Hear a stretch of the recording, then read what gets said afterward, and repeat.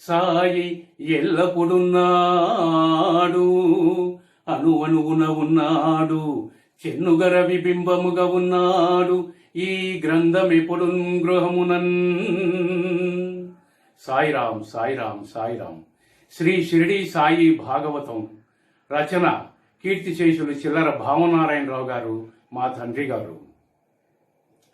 సాధారణంగా చాలామంది ప్రతిరోజు లేకపోతే ప్రతి వారం ఏ శివాలయానికో ఏ రామాలయానికో లేదా ఏ బాబా గుడికో వెళ్తూ ఉంటారు.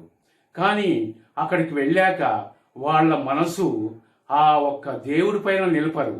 ఆ చుట్టుపక్కల ఉన్న పరిసర ప్రాంతాలపై వాళ్ళ మనసు మల్లుతుంది. వాళ్ళేం చేస్తున్నారు, వీళ్ళేం చేస్తున్నారు, ప్రసాదాలు ఎప్పుడు పంచి పెడతారు, ఆ ప్రసాదాలు తీసుకోవడానికి పెద్ద క్యూ ఉందా, ఆ క్యూ అందరినీ మించి మనం ముందరే వెళ్ళి ఎట్లా తీసుకోవాలి, అయ్యో బయట చెప్పులు పెట్టామే, కొత్త చెప్పులే, అవి ఉంటాయో పోతాయో అని అనేకమైన ఆలోచనలతో వాళ్ళు సతమతం అవుతూ ఉంటారు. కానీ అసలు గుడికొచ్చింది ఎందుకు, ఆ దేవుణ్ణి ప్రసన్నం చేసుకొని హాయిగా ధ్యానం చేసుకుందామే అనే ఒక మనస్తత్వం ఉండదు వాళ్ళకి. అలా వాళ్ళు అనేక రకాలుగా ప్రవర్తిస్తుంటాడు. అలా ఒకసారి షిరిడీలో ఒక భక్తుడు వచ్చి అతడు ఆ బాబా మీద మనస్సు నిలపక తన మనస్సు చంచలంతో ఉన్నప్పుడు ఆ బాబా ఏ రకంగా అతన్ని కనువిప్పించాడో ఈ సంఘటన చెబుతోంది. ఎప్పుడో ఒక పారి ఈశ్వరా మహేశ్వరా సురేశాంచు చప్పుడు మాటలు పలుకితే చాలదు, ఎదడలో చప్పుడు కావలయ, ఎదలోనలో చప్పుడు కావలయు, ఒట్టి ఒట్టి మాటలు విని ప్రసన్నడు కాడు శివుండు, ఒట్టి ఒట్టి మాటలు విని ప్రసన్నడు కాడు శివుండు. మానుమి మీ చెప్పులపై భక్తిని అని తెలిపిన సాయిని సంస్మరించెదన్. ఎప్పుడో ఒకసారి ఈశ్వర మహేశ్వర సురేష అంటూ పై మాటలంటే చాలదు. మనసులో నిష్కల్మషంగా మనస్సుతో పలికిన మాటే ఆ దేవుడికి చేరుతుంది. బయట ఉన్న చెప్పుల సంగతి, చెప్పుల మీద భక్తి పెట్టి దేవుడు ముందు నిలబడితే ఏం లాభం? ఆ దేవుడు నిన్ను కరుణిస్తాడా? ఆ దైవం నిన్ను ఆశీర్వదిస్తుందా అన్న ఆ సాయికి నేను చేతులెత్తి నమస్కరిస్తాడు. గర్భమతి అంచిత భాగ్య విలాసవర్తి, హరి అనువాడు గర్భమతి అంచిత భాగ్య విలాసవర్తి. కావరములు సమృతుల్ కలవు, బాంబే నగరమును నుండు బాబాలందరను హులిక్కి కిక్కుమని నవ్వును. బాంబే నగరము నుండు బాబాలందరలను చూచి హలిక్కి కిక్కుమని నవ్వును. తన మిత్రులు షిర్డీ యాత్రలు చేయగా తాను జనే హాస్యము సల్పగా సాయినాథునే. బాంబే నగరంలో ఒక వర్తకుడు ఉండేవాడు. చాలా గర్వవంతుడు. అనేకమైన విలాసాలకి అతడు బానిసయ్యాడు. అతడు బాంబే నగరంలో ఉన్న బాబాలను చూసి ఎప్పుడు ఎగతాళి చేస్తూ ఉండేవాడు. ఒకసారి తన మిత్రులందరూ ఆ షిర్డీ యాత్రకి చేయడానికి బయలుదేరుతుంటే అతను కూడా పని కట్టుకొని బయలుదేరాడు. నేరుగా వెళ్ళి ఆ షిర్డీకి వెళ్ళి ఆ బాబానే అపహాస్యం చేద్దామని తాను ఒక పన్నాగం పన్ని ఆ మిత్రులతో తలపై పాగాలోని జరి దర్పము దెల్పగా కాళ్లకు ముచ్చలు నగశీల సోయగము దర్పము దెల్పగా వాటి ఖరీదు. కాళ్లకు ముచ్చలు నగశీల సోయగము తెల్పగా వాటి ఖరీదు. మిత్రులందరితో సాయి దర్శనమునకై కదిలే మసీదు వెలుపల చెప్పులు వదిలి, మసీదు వెలుపల ముచ్చలు వదిలి, వెనకకు చూచుచుంగదిలే, మళ్ళీ వెనక చూచుచు కదిలే. ఆ వర్తకుడు తన తలపాగాలోని జరి ఒక దర్పం జరుపుతోంది. తన కాళ్లకున్న ముచ్చలు సోయగాలు ఒక ఖరీదైనవిగా చెబుతున్నాయి. ఇవన్నీ ఈ దర్పాన్ని ప్రకటిస్తూ అతను తన మిత్రులతో బాబాని చూడడానికి బయలుదేరాడు.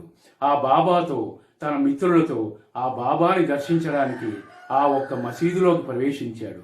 ప్రవేశించే ముందు తన ఖరీదైన చెప్పుల్ని బయట వదిలి లోపలికొచ్చాడు. లోపలికొచ్చి ఆ చెప్పుల్ని చూస్తూ చూస్తూ ఆ ఒక్క మండపానికి, బాబా మండపానికి దగ్గరకు వస్తున్నాడు. అతను ఆ మండపానికి దగ్గరకు వచ్చినా కూడా సరే ఆ చెప్పులపైనే తనకి దృష్టంతా ఉంది. నాద సన్నిధి చేరి ఆశ్చర్యంబు పొందే, పరీక్షాయత్నంబు విస్మరించి ఏదో ఆనందంబు పొందే. సాయినాథ సన్నిధి చేరి ఆశ్చర్యంబు పొందే, పరీక్షాయత్నంబు విస్మరించి ఏదో ఆనందంబు పొందే. తానే సాయి పదములకు సాష్టాంగమునరించే, తానే సాయి పదములకు సాష్టాంగమాత్మనరించే. ఏదో తన్మయత యోచనతో సామీప్య స్థితింజేరగన్, ఏదో తన్మయత యోచనతో సామీప్య స్థితింజేరగన్.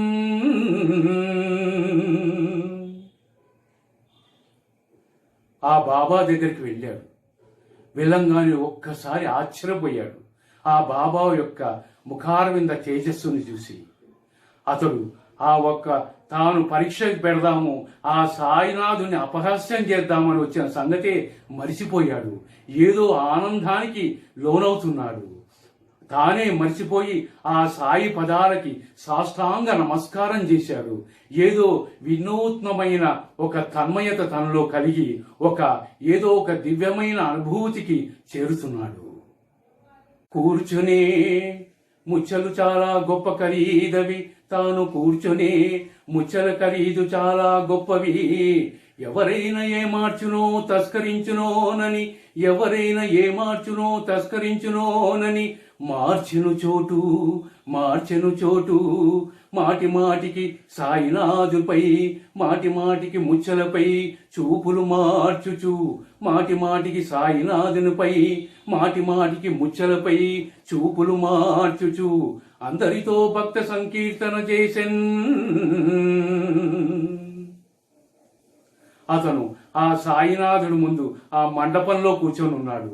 కానీ తన మనసంతా ఆ ముచ్చల చెప్పులపైనే ఉన్నాయి. అవి చాలా ఖరీదైనవి. ఏం చేశాడంటే ఎవరైనా ఏమారుస్తారేమో, ఎవరన్నా దొంగలించుకుపోతారేమో అని చెప్పి మెల్లిగా ఆ కూర్చున్న చోటు నుంచి కొంచెం వెనక్కొచ్చి ఆ చెప్పులు కనబడేట్టుగా కూర్చొని ఉన్నాడు. ఆ చెప్పుల్ని చూస్తున్నాడు, సాయినాథుని చూస్తున్నాడు, మళ్ళీ ఆ చెప్పుల్ని చూస్తున్నాడు.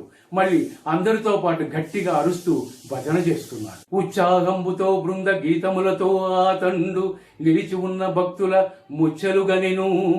ఉత్సాహంబుతో బృంద గీతములతో అతడు నిలిచి ఉన్న భక్తుల ముచ్చలుగనెను. విశ్వాత్మ పరంధామాంచు భక్తుల పాదములుగనెను. విశ్వాత్మ పరంధామాంచు భక్తుల చెప్పులుగనెను.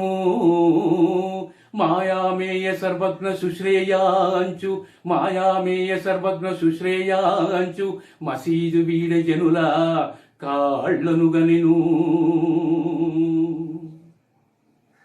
ఆ భక్త బృందంతో ఆ మండపంలో, సాయినాథుడు ముందు అందరితో పాటు జపం చేస్తూ భజనలు చేస్తూ అక్కడ నిలిచి ఉన్న భక్తుల యొక్క పాదాల్ని గమనిస్తున్నాడు. తర్వాత సాయినాథ విశ్వాత్మ అని అరుస్తూ ఆ మండపంలోకి వచ్చేవాళ్ళు వెళ్ళేవాళ్ళ యొక్క పాదాలను చూస్తున్నాడు. ఆ తర్వాత మాయామయ సుశ్రేయ సర్వజ్ఞ అని తాను ఏదో అరుస్తూ ఆ తపన పండిపోతున్నట్టుగా నటిస్తూ ఆ బయటనున్న మండపంలోంచి బయటికి వెళ్తున్న వారి కాళ్ళని మరీ పరీక్షగా గమనిస్తున్నాడు. తన చెప్పుల్ని చూస్తున్నాడు. హెచ్చుగా భజనలు ముగియగా భక్తుల నుండి ఆతడు, హెచ్చుగా భజనలు ముగియగా భక్తుల నుండి ఆతడు సాయి సచ్చరణములంటి నామోచ్చారణము సల్పే. సాయి సచ్చరణములంటి నామోచ్చారణము సల్పే. తిరిగి చూసే చెప్పులు బోయను. ఆ ఒక్క భజనలంతా ముగియగానే ఆ భక్తులతో పాటు అతను కూడా ఆ సాయినాథుడికి సాష్టాంగ నమస్కారం చేశాడు. ఆ తర్వాత సాయినాథుడి స్తోత్రం చేశాడు. చేసి మళ్ళీ ఒకసారి తన చెప్పుల్ని చూశాడు. బయటనున్న చెప్పులు కాస్త పోయినాయి. వెలవెలబారె మోము కడువెర్రిగ చూచుచుండె మసీదు నుండి వెలుపలకు వచ్చిన వారి పాదమ్ములను. వెలవెలబారె మోము కడువెర్రిగ చూచుచుండె మసీదు నుండి వెలుపలకు వచ్చిన వారి పాదమ్ములను. తనులోని హాయమ్ము తూలగా తనులోని హాయమ్ము తూలగా తలచే సాయినాథుడే హృదయించి సాయినాథుడే పరీక్ష సల్పే.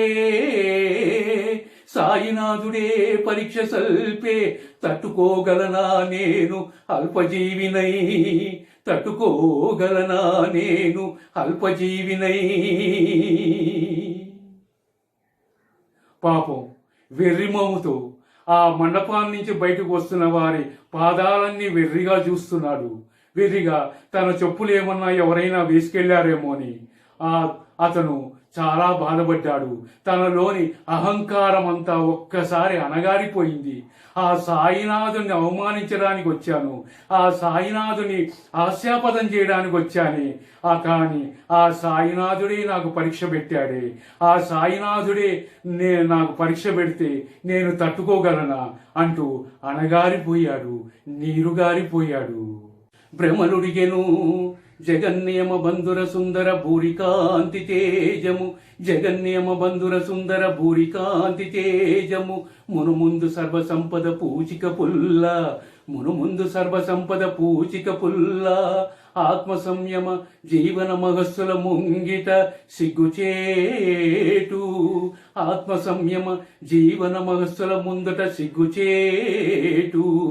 తమ తమ డాంబికత్వ దురితోందాతామయ, తమ తమ డాంబికత్వ దురితాందతామయ హాస్యలాస్యముల్. స్వామి, ఈ సకల చరాచరానంతా సముద్ధరణగా పరిపాలించే నీ ముందు నా సర్వసంపదలన్నీ అణగారిపోయాయి స్వామి. నేను నిశ్చేష్టుడైపోయాను స్వామి. నేను అజ్ఞానుడ స్వామి. నా సిరి సంపదలన్నీ ఏవో మహా గొప్పవని తెలిసిన వాణ్ణి ఈరోజు అన్నీ నీరుగారిపోయాయి స్వామి. ఇది నాకు సిగ్గుచేటు. నేను నీ ముందు ఒక పూచిక పుల్లగా నిలబడ్డాను స్వామి. నేను మిమ్మల్ని పరీక్షించడం ఏమిటి స్వామి అంటూ విలవిలలాడిపోయాడు. ఆ సాయినాథుణ్ణి స్మరిస్తూ అట్లాగే నిలబడిపోయి నిశ్చేష్టుడైపోయాడు. నేను పరీక్ష సల్పి శిరిడీశునికి యోగ్యతనిచ్చుటే, నేను పరీక్ష సల్పి శిరిడీశునికి యోగ్యతనిచ్చుటే. కానని వాడు సూర్యకాంతికి యోగ్యత నిర్ణయించినట్టుగా, కానని వాడు తాను సూర్యకాంతికి యోగ్యత నిర్ణయించినట్టుగా. ఈ నరులు ఇచ్చడి యోగ్యతకు హెచ్చుట ఈయకున్నను, ఈ నరులు ఇచ్చు యోగ్యతకు హెచ్చుట ఈయక మానివేసినన్. దీనత కల్గునా శిరిడీనాథ శక్తికి సాయి కీర్తికి. స్వామి, నేను మిమ్మల్ని పరీక్షించి యోగతాపత్రం మీకు ఇవ్వడమా? ఆ సూర్యకాంతి గుడ్డివాడు ఆ సూర్యకాంతికి యోగతాపత్రం ఇచ్చినట్టుగా ఉంది స్వామి. స్వామి, నన్ను మన్నించు, నేను అజ్ఞానుడను. నేను మీకు యోగతాపత్రం ఇవ్వకపోతే మీ కీర్తి విశేషాలన్నీ అడుగంటికి పోతాయా అనుకోవడం నా భ్రమస్వామి. నేను అజ్ఞానుడను. నేను మిమ్మల్ని పరీక్షించడం రావడమే నా మూర్ఖత్వం స్వామి అంటూ ఒక్కసారి బోరున విలపించాడు, దుఃఖించాడు. ఆ సాయినాథ పాదాలపై పడి విలపిస్తున్నాడు. తలపోయిచు చేరెను తన వసతి గృహము, ఈ రీతిగా తలపోయిచు చేరెను తన వసతి గృహము. స్నేహితులతో ఆహారము గొనె మౌనముగా, సారెకు తలపును రాగ సాయినాథుడే, సారెకు తలపును రాగ సాయినాథుడే. తన తప్పులన్నీ మన్నించమని తన స్నేహితులతో తిరిగి తన వసతి గృహానికి వచ్చాడు. స్నేహితులతో ఆహారాన్ని స్వీకరిస్తున్నాడు మౌనంగా. ఆ ఆహారం సేవించినంతసేపు ఆ సాయినాథుడి యొక్క లీలలే తనకి జ్ఞాపకం వస్తున్నాయి. తాను చేసిన తప్పుదనానికి ఆ సాయినాథుని పదే పదే ప్రార్థిస్తూనే ఉన్నాడు.